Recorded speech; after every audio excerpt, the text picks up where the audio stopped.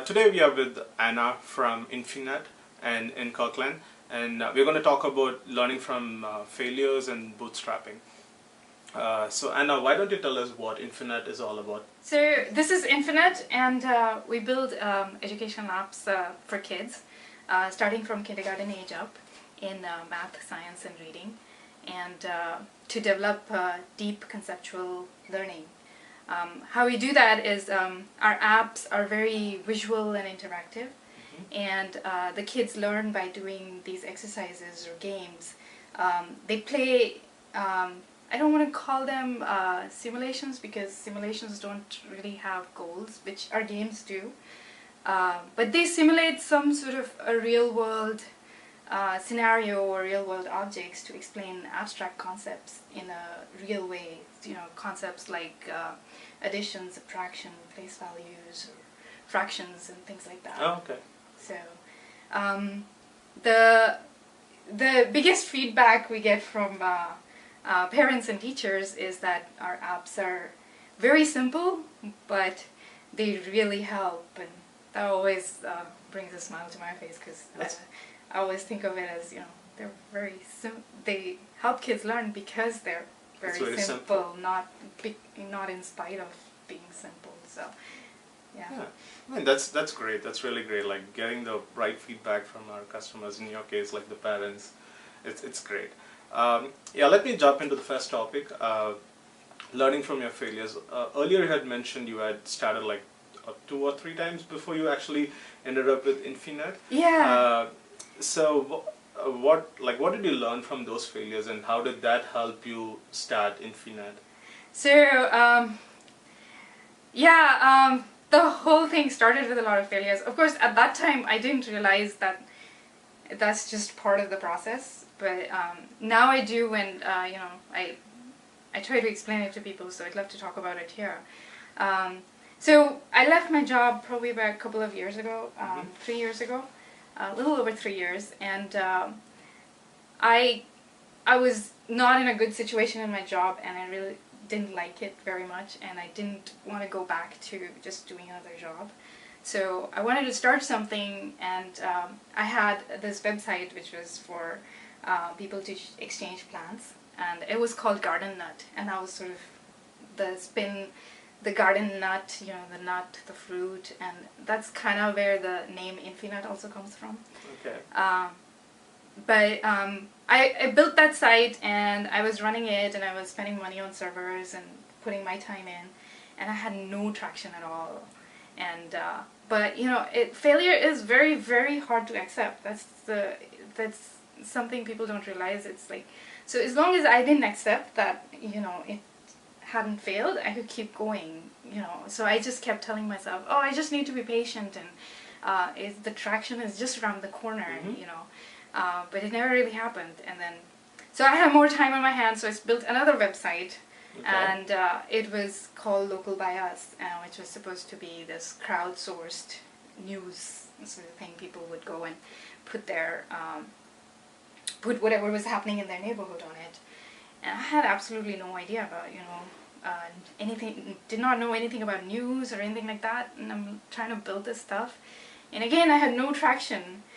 But again, I kept telling myself, no, I just need to be patient, and just kept going. And then, my husband got an Android phone in the meantime, and he said, why don't you do an Android app for one of your sites, and that'll help you promote it. You know, people are always looking for apps for stuff.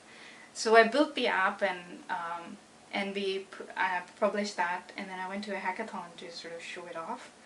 And there was like nobody interested. So it's the first point about failure is very hard to accept. And at the hackathon, because you have to build something during the hackathon, so I built this game for my kids. It was this very simple puzzle. And at the hackathon, I kid you not, I think we must have been like the last one in the rankings or something. But so that would look like a failure too. But when I came back home, the kids just loved it, and my daughter must have played it like 100 times, and she kept saying, "Mommy, will you build me more?" Oh wow, okay. So, you know, some things that look like failures may not necessarily be failures, because, you know, sometimes you're just looking at the wrong audience. So it's very hard to judge whether you failed or not too. But eventually I did accept that the other projects had failed and I did shut them down. And and that's basically how Infinut got started. You know, it was through a string of failures and just keep trying.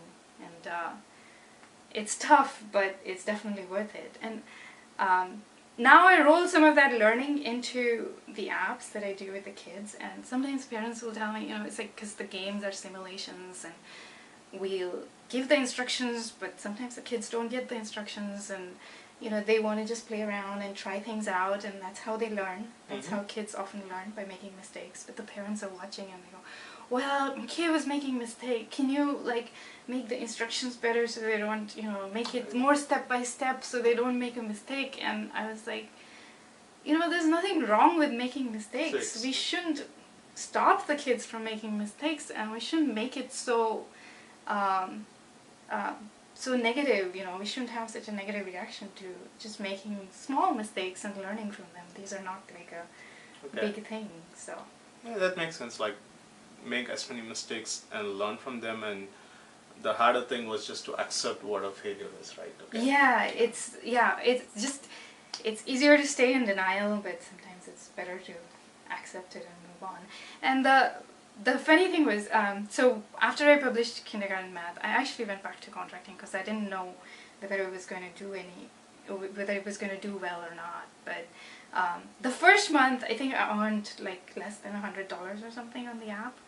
And I was so overjoyed because, you know, finally I was not in negative. Okay. You know, so coming after those failures, like I talk to a lot of people and they say, well, success for me would be being able to replace my salary or something like that. But because I'd had these strings of failures, you know, I could really appreciate small successes and build on them. And that's really how I think startups get started, is like little by little and little successes. And yeah, that makes sense. Cool. Yeah, let me move on to the next one, which is like bootstrapping. So what would be your tips for people who are thinking about bootstrapping their startup, and how different is bootstrapping from a normal job? Okay, so one of the things about bootstrapping, I just mentioned it, is you know, when you're working for somebody, you're used to an income. And if you're bootstrapping a company, it's going to take a while before it gets to that point. If it gets to that point where you can even live off whatever you're earning. So a lot of people say, oh, have 6 months of earnings or a year of earnings, but I think that's really more if you're going for venture eventually.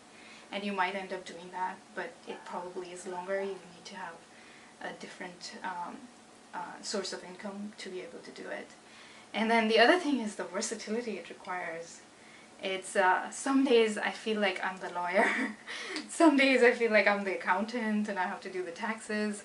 Some days I'm the graphic artist and, you know, I'm building all these images. I was building an image today, and some days I'm the sound engineer and Wearing multiple hats. yeah, and some days I'm talking to you, you know, marketing or just talking about the company. So it's very interesting.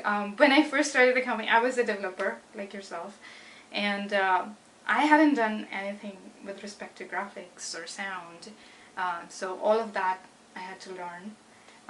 But it's quite amazing the amount of resources you have to be able to learn all that stuff and just to be able to do.